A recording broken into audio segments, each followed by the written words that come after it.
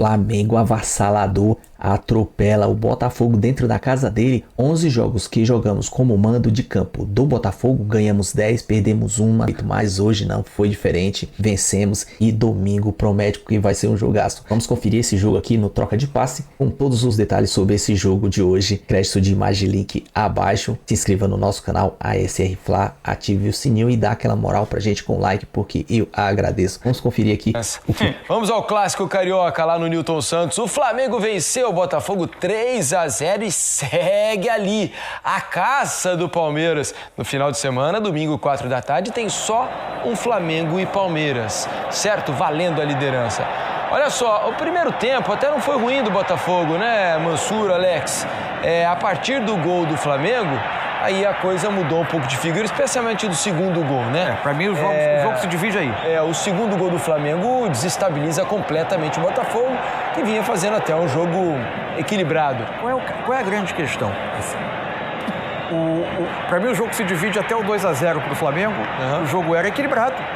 Equilibrado. Talvez a gente possa dizer que o Flamengo é um pouco melhor time, porque tá mais montado. O Botafogo também estava com uma quantidade enorme de problemas que vem perseguindo o Botafogo dessa temporada, além de questões de clube, de gestão, um monte de questões. O Botafogo vem lidando com muitos problemas.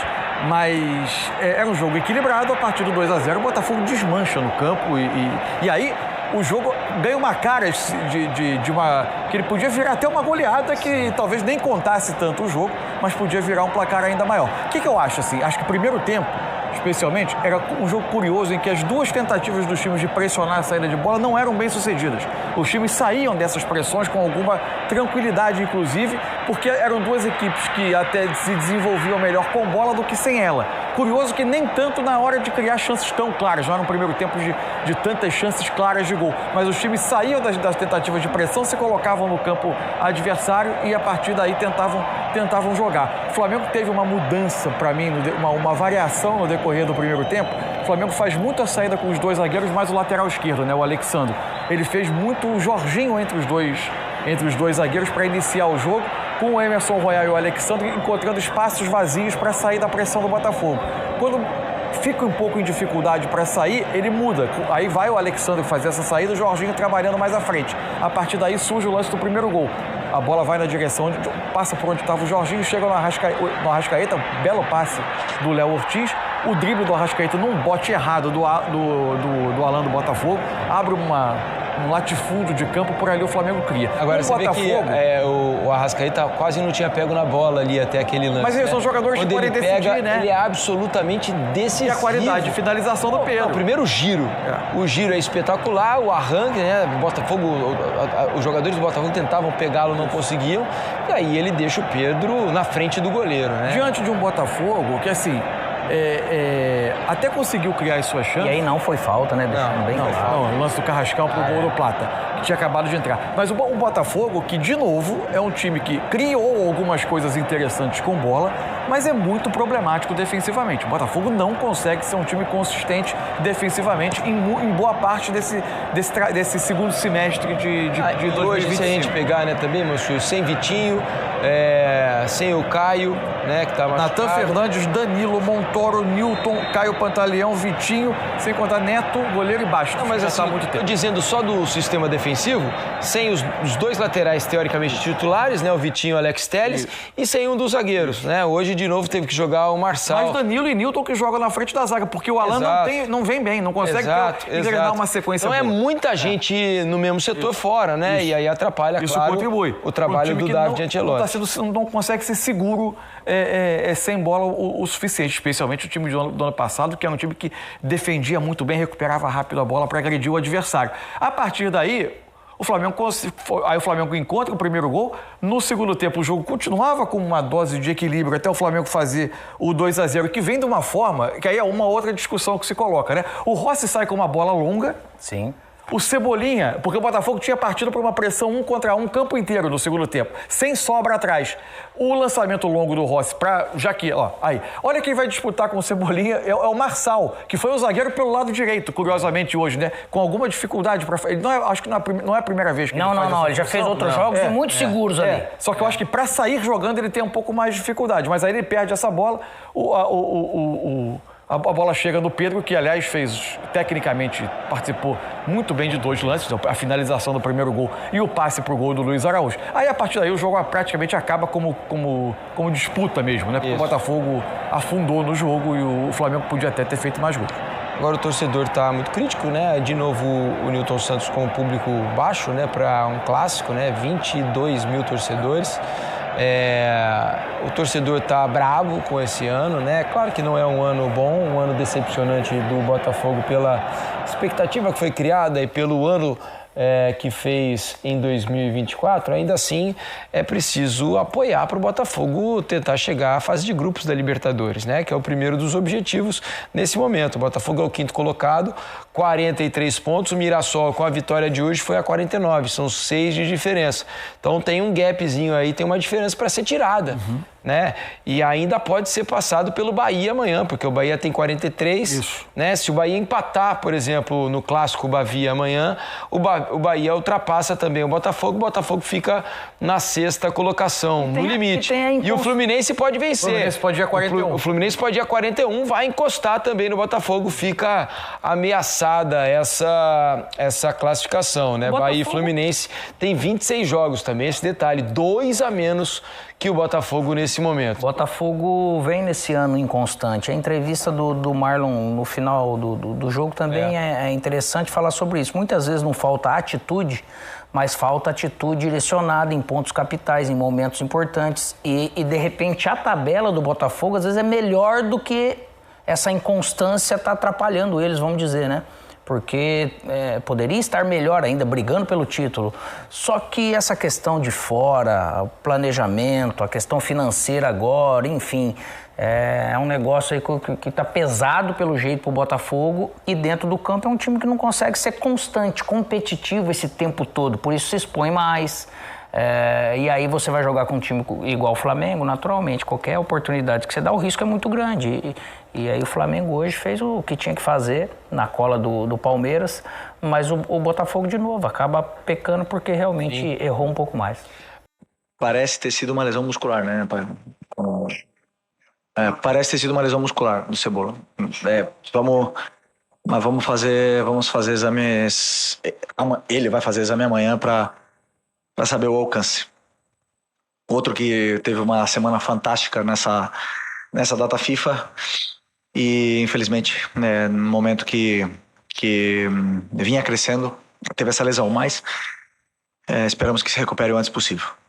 Sobre o jogo, é verdade que você fala que o jogo começou estranho, por uma certa forma, porque o Botafogo, nós não tínhamos uma certeza clara de como o Botafogo viria ou iria se comportar nesse jogo. Então os jogadores, eles até entenderem um pouco os espaços, os movimentos, os primeiros minutos são assim meio com dúvida, e principalmente a adaptação da velocidade da bola no gramado sintético, né? Os domínios, são detalhes finos, pequenos mesmo, que acabam perdendo o controle. Os jogadores perdem o controle de bola e aí acabam sofrendo algumas transições. A partir do momento que entenderam como jogar, onde estavam os espaços, o time foi se assentando melhor, foi se encontrando melhor, começaram a se associar de uma forma onde conseguiam progredir as jogadas e acabamos chegando com mais facilidade sempre na área do Botafogo, que não é fácil, você bem citou, é muito difícil ganhar aqui e mais por 3 gols, então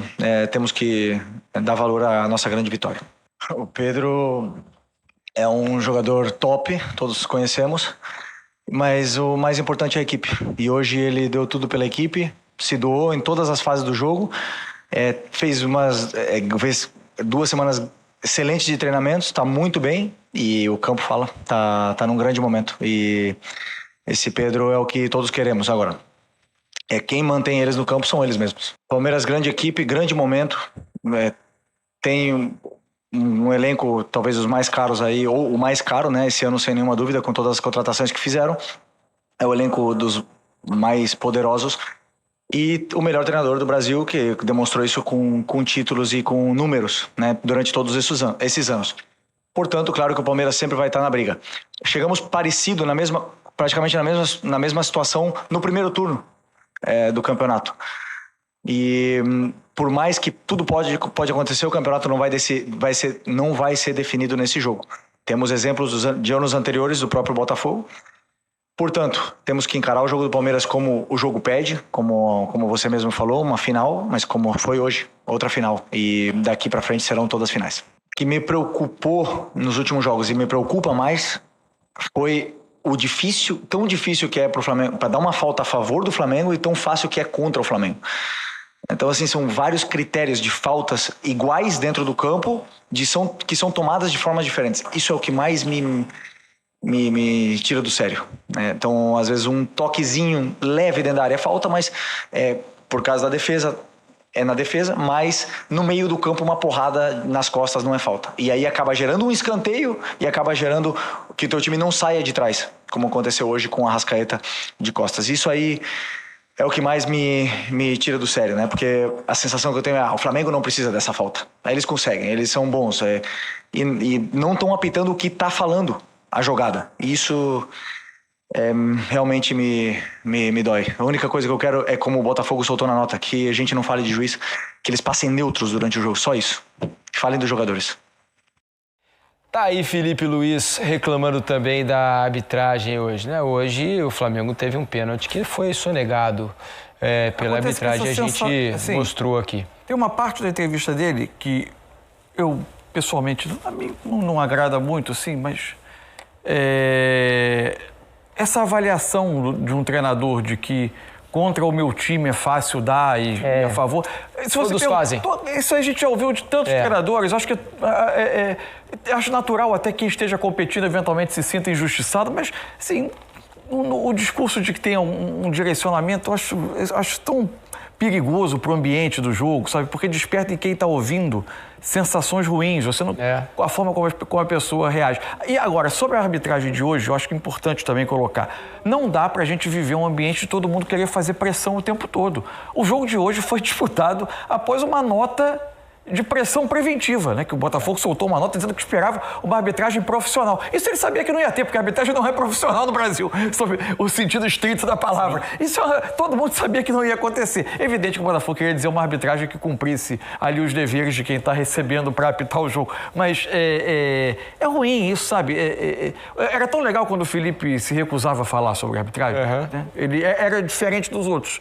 Acho que nesse aspecto, o trabalho dele continua sendo espetacular. Sem dúvida. 1 milhão de elogios a tudo que ele faz no Flamengo, a temporada, desde que ele assumiu na temporada passada. Mas esse aspecto, eu acho que é um aspecto que piorou na entrevista. Ele começou a frequentemente a se referir à entrevista. É que os árbitros acabam errando tanto que fica difícil você desviar também sempre, né, do assunto. Então não é fácil para os treinadores também. Aqui, ó, de acordo com o Sérgio Lobo, nosso produtor, manda aqui com o Cebolinha, de acordo com o Flamengo, né? Foi substituído com dores no músculo anterior da coxa esquerda, fará exame de imagem nesta quinta-feira e reavaliado pelo departamento médico do clube. Vamos falar sobre troca de passe. Flamengo venceu o Botafogo dentro do Newton Santos, 3-0, um jogo que o Flamengo dominou. Cara, o Flamengo jogou certinho o primeiro tempo ali, mas quando abriu o placar, 3-0, fora um pênalti sonegado. Teve uma falta no Emerson Royal, ou melhor assim, na canela, com as travas do Alan do Botafogo, ali era para ser expulso. E o que o Felipe falou é verdade. Só que o Felipe, ele tinha que reunir todo o elenco e falar assim, cara, é o Flamengo contra todos, contra o adversário e a equipe de arbitragem, porque vai ser sempre assim, cara. Não adianta ficar chorando agora, porque aconteceu nesse jogo contra o Botafogo, aconteceu contra o Cruzeiro, aconteceu com uma série de outros jogos contra o Flamengo, e é sempre assim, não vai mudar. A gente só está em segundo lugar no Campeonato Brasileiro justamente por erro da arbitragem, porque se não fosse aquele pênalti lá negado pro São Paulo no 2-0, iria 3-0 para reagir. O psicológico era outro, o mental tinha sido destruído do Palmeiras, e aí não deu. Vamos para cima. Uma série de marcações contra o Flamengo que, quando é a favor do Flamengo, não é marcado. E ele tá certo. Mas, parabéns, o Flamengo venceu 3-0. Continuaremos na cola. E domingo promete, 4 da tarde, contra o Palmeiras dentro do Maracanã, na nossa casa, lotado. E a gente vai fazer o nome lá dentro. O Felipe vai mostrar lá o trabalho dele E ele jogou a bola pro Palmeiras, né? Quando falou que é um dos elencos mais caros, tá lá top. E o melhor técnico é o Abel. Ele tentando tirar a responsabilidade dele e do Flamengo. É ligeiro também. Mas enfim, o vídeo é isso aí. Se gostou, se inscreva no nosso canal. ASR Fla, ative o sininho, chega com like, porque dá aquela moral pra gente. Eu agradeço. Compartilha, comenta, dê sua opinião, porque é importante pra gente. Tamo junto, até a próxima. Saudações rubro-negra.